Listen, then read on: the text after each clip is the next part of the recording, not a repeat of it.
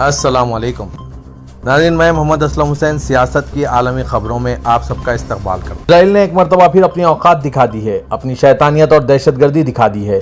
जंगबंदी के बावजूद माह मुक़द्दस रमज़ान मुबारक के दौरान मासूम फ़लस्तीनियों पर एक बार फिर हमला कर सव्वा मासूमों को शहीद कर दिया। इजराइल ने आज मंगल की सुबह गाजा की पट्टी पर फिजाई हमले किए, जिसमें ख़वातीन और बच्चों समेत कम 413 फ़लस्तीनी हलाक हो गए। हैरत अंगेज़ बमबारी ने जनवरी से जारी जंगबंदी को ख़त्म करने और 17 माह पुरानी जंग को मुकम्मल तौर पर दोबारा शुरू करने की धमकी दी। वज़ीर-ए-आज़म इजराइल बेंजामिन नेतन्याहू ने कहा कि उन्होंने जंगबंदी में तोसी के लिए बातचीत में पेशरफ ना होने की वजह से हमलों का हुक्म जारी किया। हमने कहा कि सीज़ फायर ख़त्म हुई और इसमें वसअत की तौक़े है। व्हाइट हाउस ने कहा कि इससे मुशावरत की गई है और इस्राइल के इक़दामात की हिमायत का इज़हार किया गया। नेतन्याहू के दफ्तर ने कहा कि इजराइल अब से हमास के खिलाफ फौजी ताकत में इजाफा करेगा। इस हैरत अंगेज़ हमले ने मुसलमानों के मुक़द्दस महीने रमज़ान मुबारक के दौरान निस्बतन सुकून की मुद्दत को तोड़ दिया और 17 माह की जंग में मुकम्मल वापसी के इम्कानात को बढ़ा दिया, जिसमें हज़ारों फ़लस्तीनी मारे गए और गाज़ा में बड़े पैमाने पर तबाही हुई है। इसने हमास के ज़ेरे हिरासत तकरीबन 2 डज़न इजरायली यरगुमालियों की खिस्मत पर भी सवालात उठाए हैं, जिनके बारे में ख्याल किया जा रहा है कि अभी तक वो जिंदा है। एक सीनियर एहलकार ने कहा कि नेतन्याहू के जंग दोबारा शुरू करने का फैसला बाकी यरगुमालियों के लिए मौत की सज़ा के मुतरादिफ है। इसे अपने इजरायली यरगुमालियों की फिक्र नहीं है। आज के इस खबरनामे को नूरानी लिबास की जानिब से स्पॉन्सर किया जा रहा है। इस माह रमजान नूरानी लिबास लाए हैं एथनिक वेयर और ट्रेडिशनल वेयर का खजाना।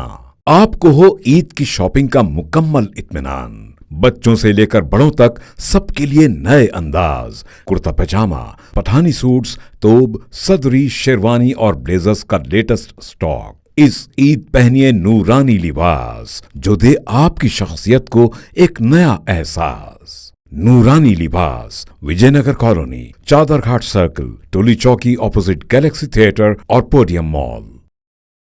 एक्शन फॉर ह्यूमैनिटी ने इजराइल की जानिब से गाजा पर ताज़ा तरीन फिजाई हमलों में 400 से ज़्यादा अफराद की हलाकत की शदीद मजम्मत करते हुए कहा है कि इसकी फ़ौजी मुहिम नस्ल कुशी से कम नहीं। इसने एक बयान में कहा, इनके इक़दामात ने यह बात नाकाबिल तरदीद तौर पर वाज़े कर दी है। इजरायली हुकूमत को बैनुल-अक़वामी क़ानून के दायरा कार में काम करने या अपने लोगों या फ़लस्तीन के लिए मुनसिफ़ाना और देरीपा अमन कायम करने में कोई दिलचस्पी नहीं है। बरतानिया में कायम इंसानी हमदर्दी की तंजीम ने बरतानवी वज़ीर-ए-आज़म केयर स्टारमर की हुकूमत से मुतालबा किया है कि इस ताज़ा तरीन मज़ालिम और जारी नस्ल कुशी के खिलाफ फौरी तौर पर जुर्रतमंदाना और गैर वाज़ेह मौक़िफ़ इख्तियार किया जाए। तंजीम ने मजीद कहा, हम मजीद 18 माह की खामोशी और जंगी जराइम में मुलविस होने के मुतहम्मिल नहीं हो सकते। कौंसिल के सदर एंटनी कोस्टा ने कहा कि वो गाजा पर इजरायली हमलों में आम शहरियों की हलाकत पर हैरान और गमज़दा हैं। तशद्दुद को रोकना चाहिए और जंगबंदी के मुआहदे की शराइत का एहतराम किया जाना चाहिए। उन्होंने कहा कि तमाम यरगुमालियों और ज़ेरे हिरासत अफराद को रिहा किया जाना चाहिए और इंसानी इमदाद फौरी तौर पर दोबारा शुरू की जानी चाहिए। बरतानी वज़ीर-ए-आज़म केयर स्टारमर के एक तर्जुमान ने कहा कि शहरी हलाकतों की इत्तलात खौफनाक है और उन्होंने तमाम फरीकों पर जोर दिया कि वो फौरी तौर पर मुज़ाकरात की तरफ लौटें ताकि लड़ाई ख़त्म हो सके और जंगबंदी के मुआहदे को मुकम्मल तौर पर नाफिज किया जाए।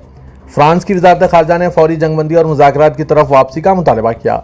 इसने इजराइल पर भी जोर दिया कि वो शहरियों की हिफाजत करे और इंसानी इमदाद, पानी और बिजली को गाजा की पट्टी तक पहुँचने से रोकें ना, और हमास से मुतालबा किया कि वह गाजा में कैद तमाम कैदियों को गैर मशरूत तौर पर रिहा करे।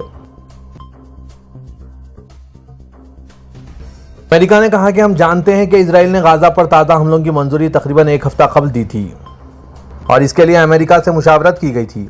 यह उस वक्त की बात है जब मशरिक़ व सतह के लिए अमेरिकी एलची स्टुअर्ट कॉफ कतर में एक मुआहदे पर बातचीत कर रहे थे। सवाल यह पैदा होता है कि क्या उस वक्त इसे मालूम था कि इन हमलों की मंजूरी दे दी गई, क्योंकि इसने ये कहकर मुज़ाकरात छोड़ दिए थे कि वह हमास के मौक़िफ़ से नाखुश है और अगर वो अपना मौक़िफ़ ना बदलें तो इन्हें अफसोस होगा।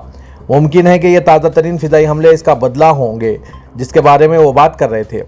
अमेरिकी सदर डोनाल्ड ट्रंप के लिए हमास मुकम्मल तौर पर जिम्मेदार है, जिस तरह वो यूक्रेन पर रूस के हमले का इल्ज़ाम लगाते हैं। इंतहाई गैर सिफारती व्हाइट हाउस की प्रेस सेक्रेटरी कैरोलिन लोवेट ने भी कहा कि हमास अदायगी करेगी। अमेरिकी इंतजामिया की तरफ से इजराइल के लिए मुकम्मल हिमायत हासिल है। स्पेन के वज़ीर ख़ारजा जोसे मैनुएल अल्वारेस ने इजराइल की जानिब से गाजा पर नए हमलों की सख्त मज़म्मत करते हुए कहा है कि इन्हें गाजा की सूरत-ए-हाल को बयान करने के लिए अल्फाज नहीं मिल रहे हैं। उन्होंने ब्रॉडकास्टर ओंडा सैरो को बताया कि हमें तशद्दुद की इस नई लहर और इन नए बम धमाकों को मातम और मुस्तरद करना चाहिए जो शहरी आबादी को बिला इम्तियाज़ निशाना बना रहे हैं।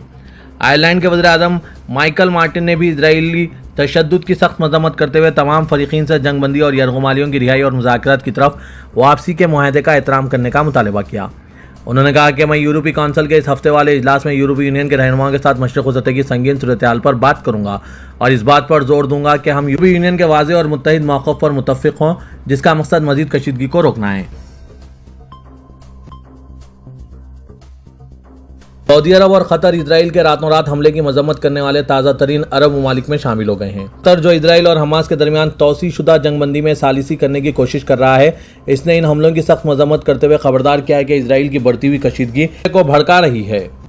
قطر کی وزارت خارجہ نے جنگ بندی کے معاہدے کے مراحل کو عملی جامہ پہنانے کے لیے بات چیت کو دوبارہ شروع کرنے کی فوری ضرورت پر بھی زور دیا جس سے جنگ کے خاتمے کا باعث بنے۔ دراصل سعودی عرب نے بین الاقوامی انسانی قانون کی پرواہ کیے بغیر اسرائیل کی جانب سے شہری علاقوں پر براہ راست گولہ باری کی سخت ترین الفاظ میں مذمت کی۔